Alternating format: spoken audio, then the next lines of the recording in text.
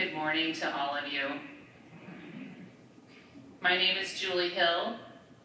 I am a member of the pastoral care team here at Mount St. Francis.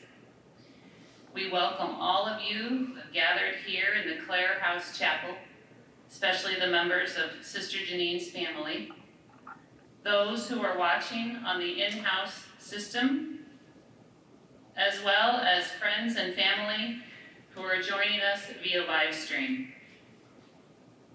As we gather to honor and remember Sister Jeanine, let us begin our celebration by singing number 683, verses 1 and 2. Number 683, verses 1 and 2.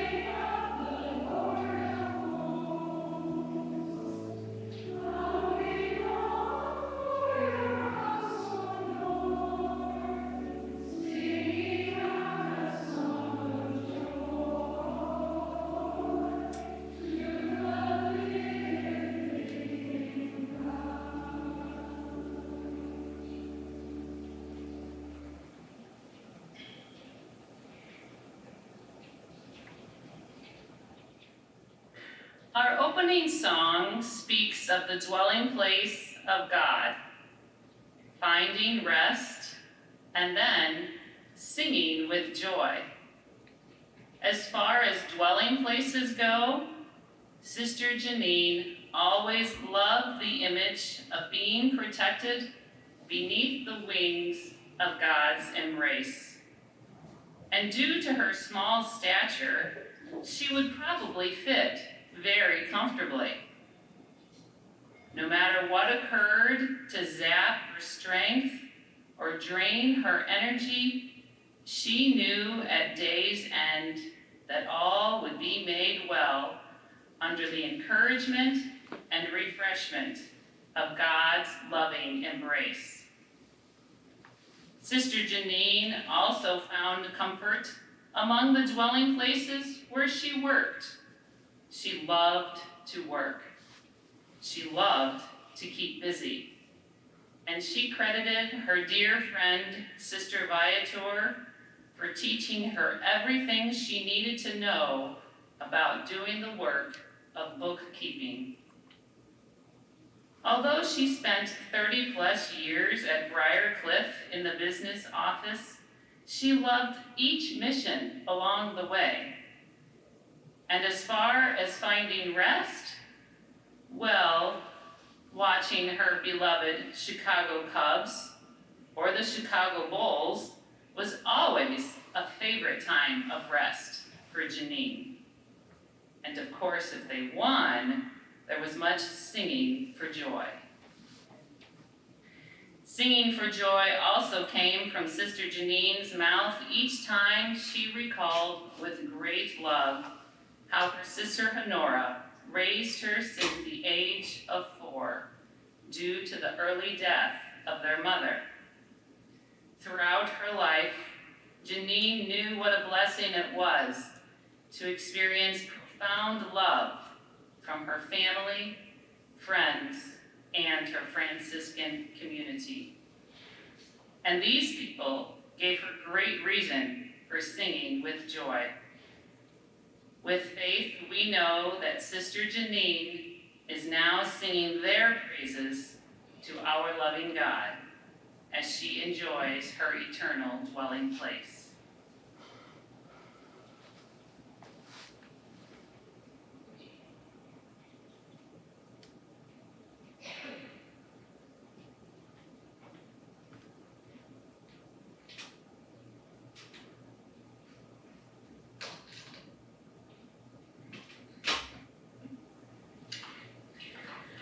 A reading from Psalm 36.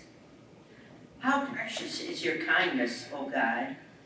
To all creation you give protection. Your children take refuge in the shadow of your wings. They have their fill of the prime gifts of your house. They feast on your riches and drink from the stream of your delight. You are the source of all goodness, and in your light we see life. Through your goodness we enjoy true happiness. Continue your love and strength, your comfort and support toward those who know you. The word of the Lord.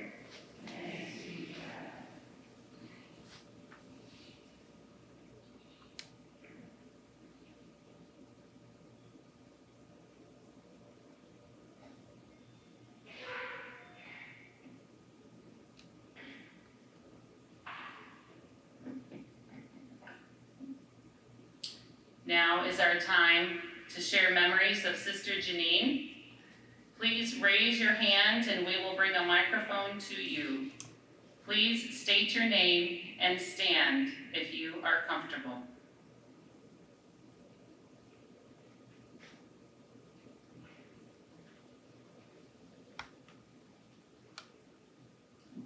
I'm Sister Mary Claire, and first thing I want to do is to tell you that Jeanine really loved her family. And any morning that you called her and said, we'll go to lunch, she'd be down to my room to tell me, guess who I'm going to lunch with? And it had to be Culver's or a pizza party. I think she'd also want to thank all of the employees here at Mount St. Clair House. When we finally agreed that this would be the best place to live, she couldn't believe that she didn't have to clean her room, make her bed, do her laundry. So she's very grateful, and I think we need to tell the employees that, because they took good care of her. I think one of my first best memories, when I was still driving some of the sisters out to Divine Word, I took her along and we stopped at Vivian's small home just off her farm. And she would help her sister then house clean. But then I took the students back. Well, they all wanted to see what an American house was like. So the 4 or 5 of them were, and Vivian was so nice to let them see what a bedroom was, because they, coming from Vietnam, they didn't know any of that. And then after they were running through the house, to my embarrassment, but anyway, then Vivian said, now I love to make cookies. So if you go to the freezer in the pantry, you can have all the cookies you want. Well, you know what that meant. Again, I was embarrassed, so I never tried that again. But anyway, she was a very good friend of mine, so I appreciate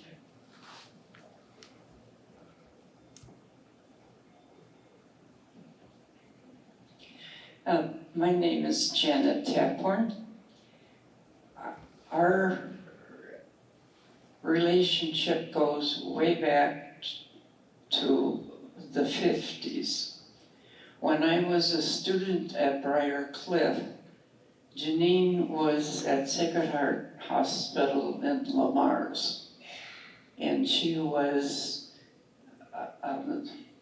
responsible for the front office. So I worked there on the weekends. When you say Jeanine was a good worker, I would have to definitely say yes to that one. And she was a good mentor. She was organized. She knew exactly where things were, and she explained well what the tasks were. And if you had any question about whether you were right or wrong, all you had to do was look at her face. And you knew. And then our ways separated. And it was many years later when we were back at Mount St. Francis.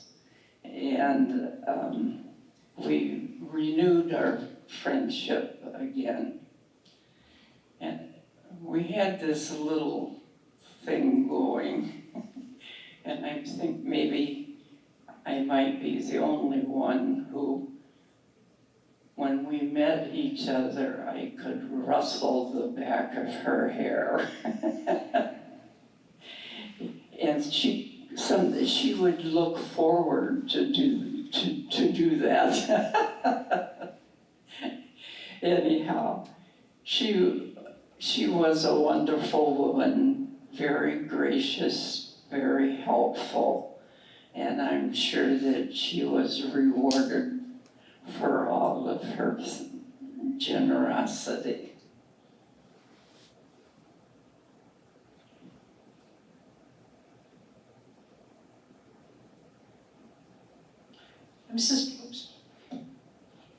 Sister Margaret Wick, and I was at Briarcliff for a long time with Sister Jeanine and also at Alverno. And when we were singing that song, I had a couple of things. You're talking about Sing Joyfully.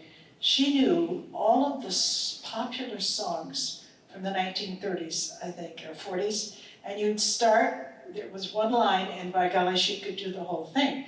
Okay, so that was one thing. And then the sense of a dwelling place. When I was there at Alverno, and she and Sister Vider, I'm not sure what their job description was, but it was basically keeping the place in order, so the dwelling place. But when people moved out of their apartments, one of the big tasks was deep cleaning, and by golly, it was deep and deep and deep. But people certainly appreciated that. The other thing, I had this kind of an unholy thought about her, but one of the things she could do was catch a mouse. Now, periodically, we would have a mouse in an apartment, and it was either gumdrops or jelly beans, and I have forgotten which of the two it was, but she would come up and get a mouse trap, and by golly, within 2 hours, that mouse was caught. So she shared her skills very generously.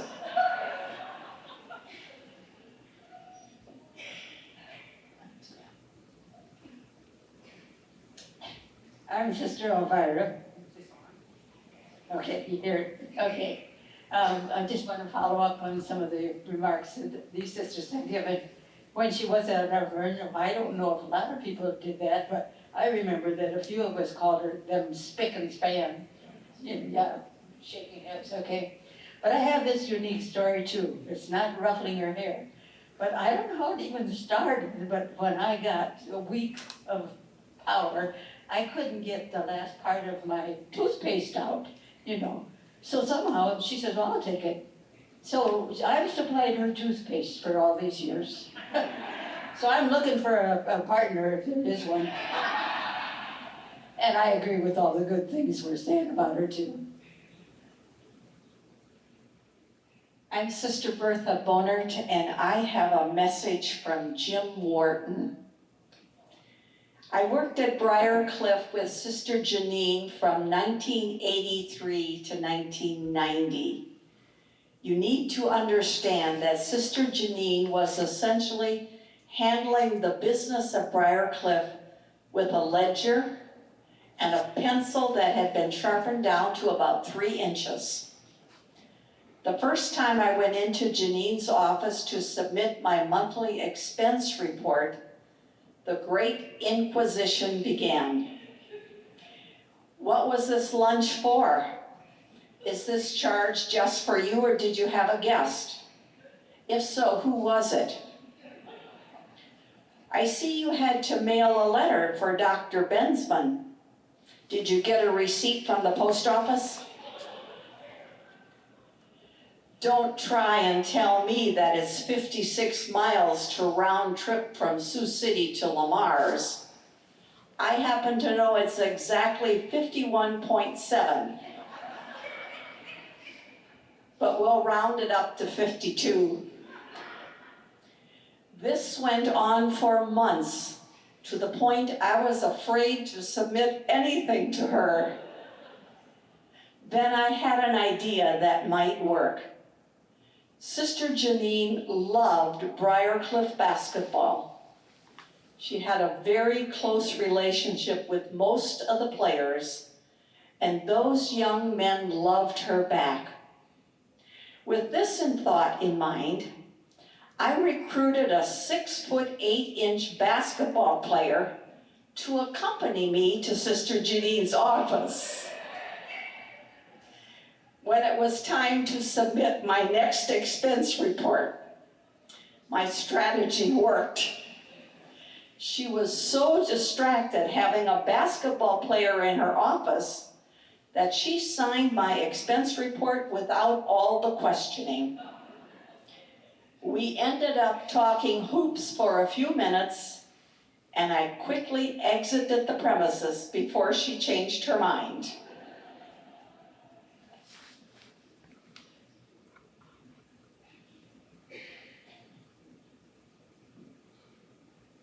I'm Sister Camilla Heeman, and I have a message here that I'm reading for Sister Kai.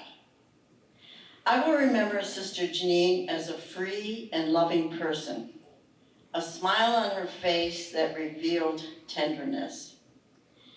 My friendship began with her when neither one of us was able to communicate through the same language, but only through the language of the heart.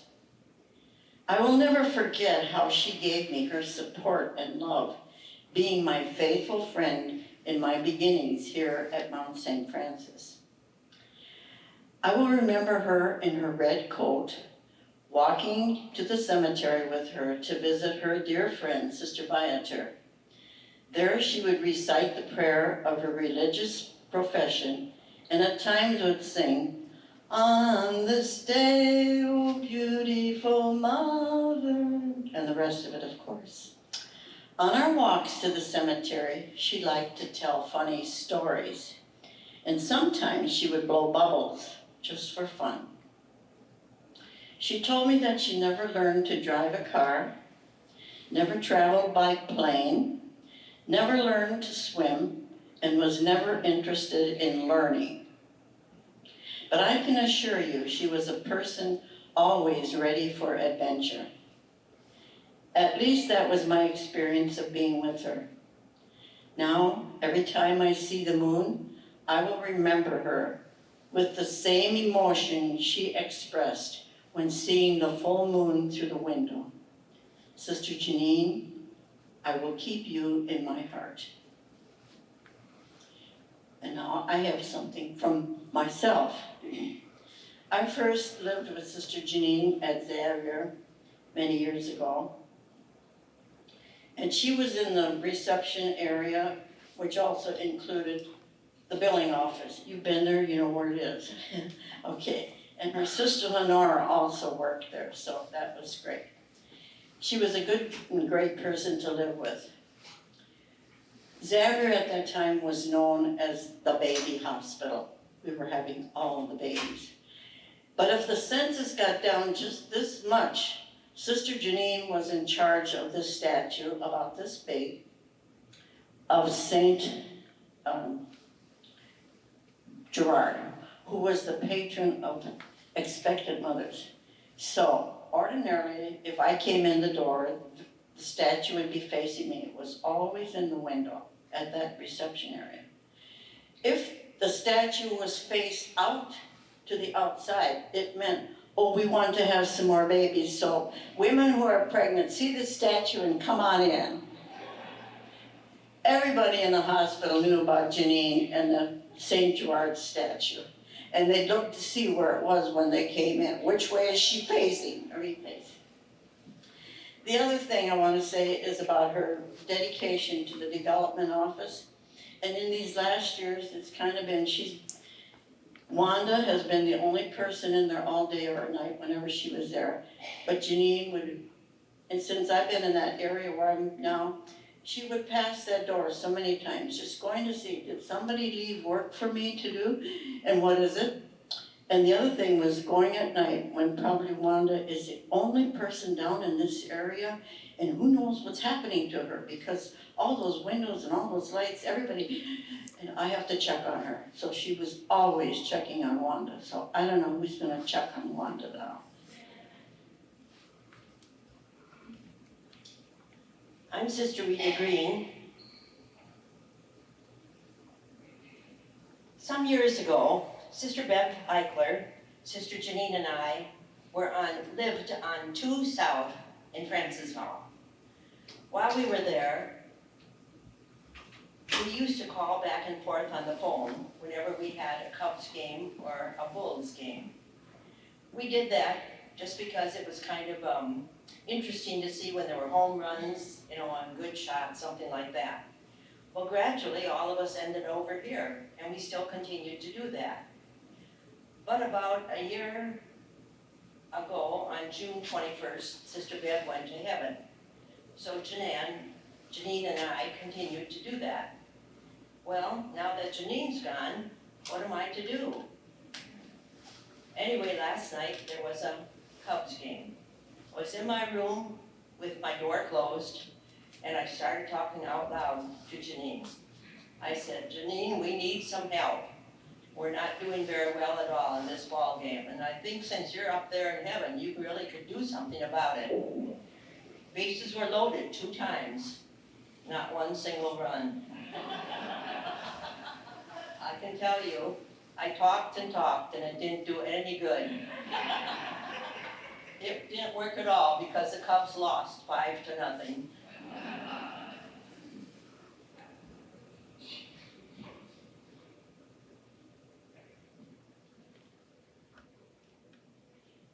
I'm Sister Kathy Knipper, and this memory is from Franciscan Associate Deacon Jake Rosenmeyer. One thing I always admired about Sister Jeanine was her calming presence. Amidst my hectic nature, something slowed when I would visit with her or read one of the many letters we exchanged. She had an ability to make me pause and simply be. Her notes were always written on brightly colored paper with the edges cut by craft scissors. I always looked forward to the next color and the next design. In her letters, it was always clear that she was forever grateful for every moment of her life and experience she had. Perhaps that is why she was so calm.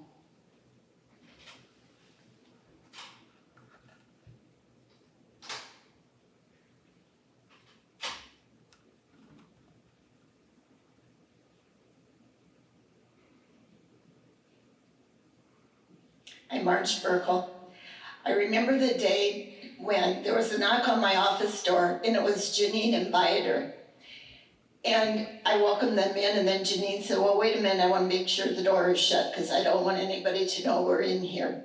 And their request was, they were beginning to discern if they could move back to Mount St. Francis.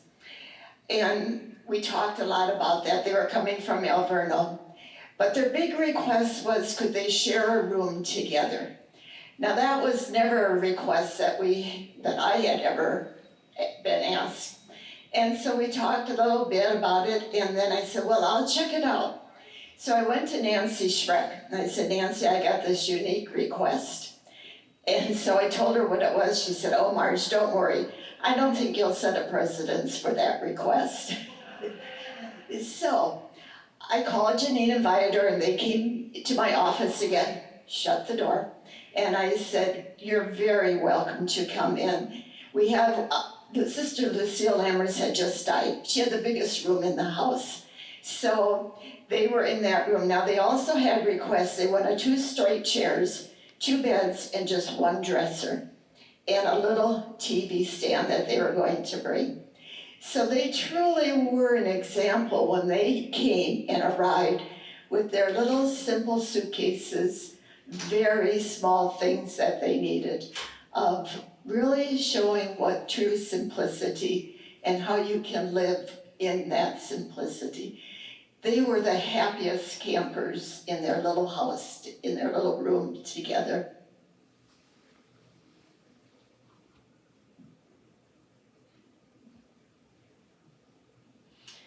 Millie Leuenberger, the night before she died, I was having supper with her, and we got to eating the ice cream bars. And as she's eating hers, she kind of lifts it up a bit and she says, I wonder if Viator is eating ice cream in heaven.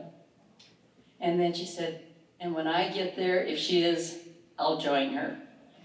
Now she knows.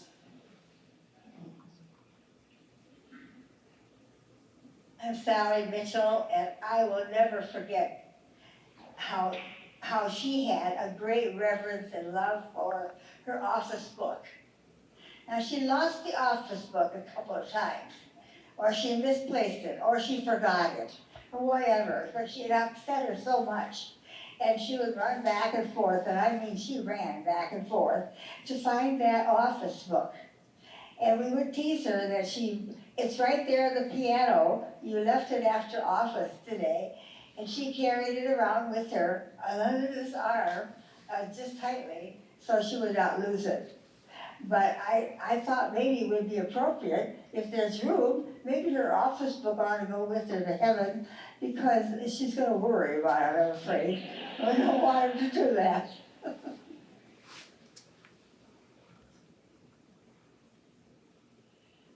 I'm Meg Guimar. Several years ago, I was sitting next to Jeanine at one of these remembering services, and when we walked out, she said, we always just say the good things about people. I want you to say all the bad things about me. And I said, well, I don't know what all the bad things are, so you'll have to make a list for me. But I do want to tell you one story. After we took our first vows, we were sent out to Briar Cliff, and Jeanine and Viator were out there. And I happened to sit with them at a table one night, and Jeanine held up this serving spoon. I don't know if you can see it. It was a little bit bigger than this, and she said, do you think I can put this in my mouth? And I said, no way can you put this in your mouth. And she proceeded to put it in her mouth.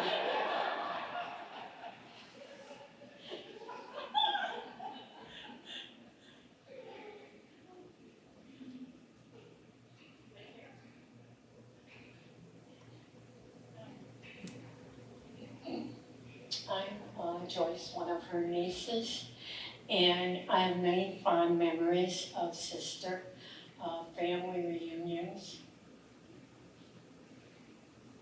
and her sense of humor. And family reunions and her sense of humor. But one thing I remember when we were kids, we always had 3 big things going on in the summer. We got to go to the Epworth Fire Department picnic, we got to go to the Dubuque Fair, and we got to go see Sister Jeanine. And if we were naughty, our parents would say, okay, we're not gonna go see Sister. And then we shaped up right away.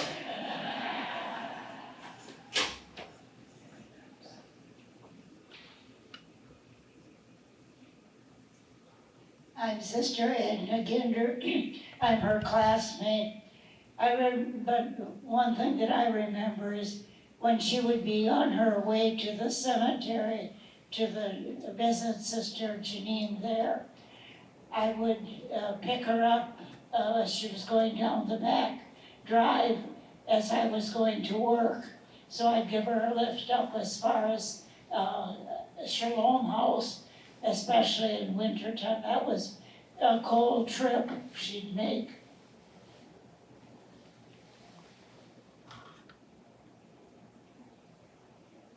I'm Julie Arlen. I'm Sister's niece.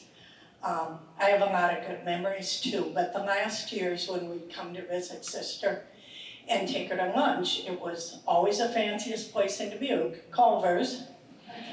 And before we'd leave, she always wanted to refill her pop cup, bring it with her. And then when we'd drop her off at the door, we'd always say, Sister, we'll take you in, we want to make sure you get in. Oh no, she'd stand at the door, and as we drove around the circle, she'd wave and blow us a kiss.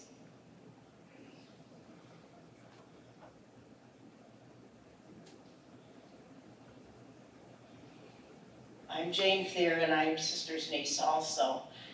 Sister told us over and over again she never wanted to move to Clare House.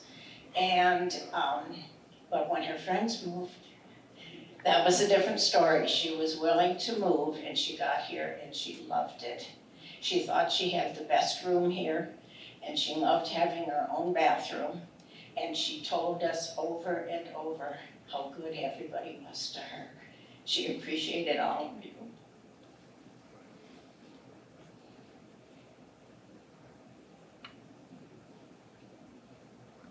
I just want the family to know she died very peacefully. I think she was on the edge of dying as we got to the hospital.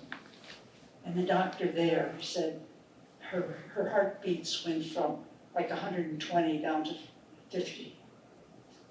So she never responded to me, but maybe she heard me. But I just wanted you to know it was a very peaceful death.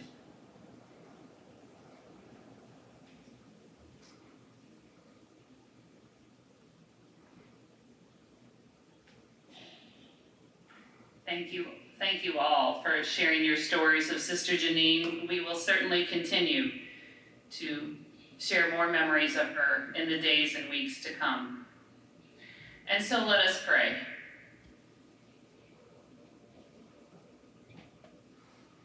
Gracious God, your eternal dwelling place offers everlasting light and love, comfort and rest, joy and peace. We celebrate the completion of Sister Jeanine's work on this earth, and we trust that you welcome her to dwell in the fullness of your presence. May we follow the example of Sister Jeanine and be mindful of singing for joy at the blessings from you, our ever faithful God. With our hearts fixed on Jesus, we pray in his name. Amen. We will end with our closing song, number 683, verse 3. Number 683, verse 3.